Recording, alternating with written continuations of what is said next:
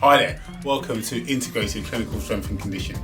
My name is Uzo Ehyog and this video is brought to you in association with Rehab Guru. The principle that we're going to talk about today is external cueing, and this is a part of our skill acquisition series. So the key thing that we want you to be able to do is to be able to put into action external cueing that you can use in the clinic tomorrow.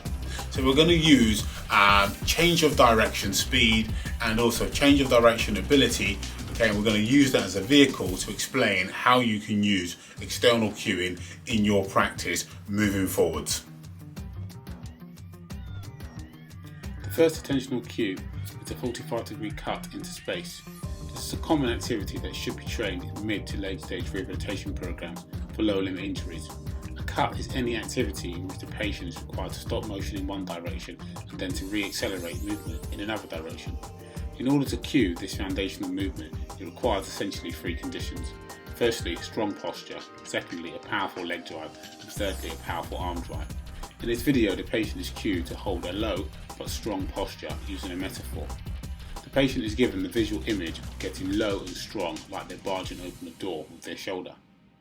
This cue causes the patient to lower their centre of mass and to widen their base of support. It also encourages the patient's torso to move in the direction of the cut or change the direction task.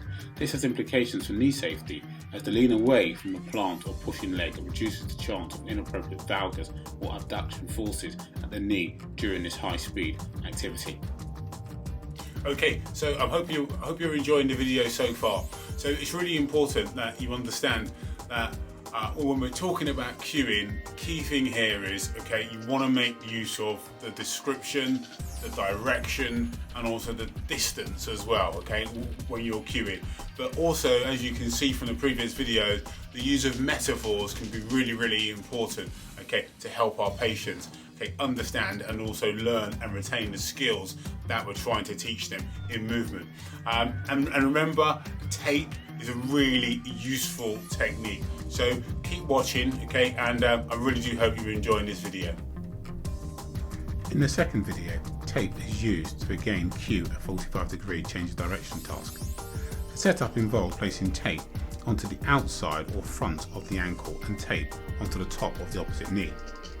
The attentional focus is to facilitate a powerful leg action with a high degree of intent. The cue is therefore to drive the coloured tape on the ankle into the ground, emphasising a pushing cue. This will implicitly cue the patient to lower their centre of mass and plant the foot firmly into the ground as they drive into space.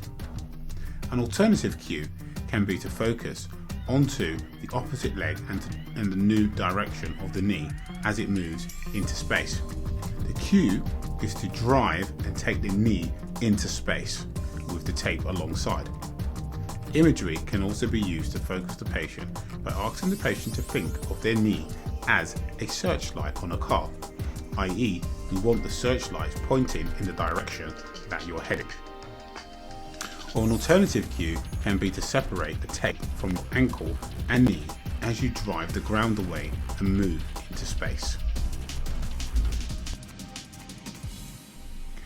In the third video, the patient is doing an overhead split squat and has become complacent, and their hip, knee and foot alignment could be better. In this video, tape is again used to cue the desired alignment. Tape is placed at the hip, knee and foot, and the patient is cued to join all three pieces of tape together.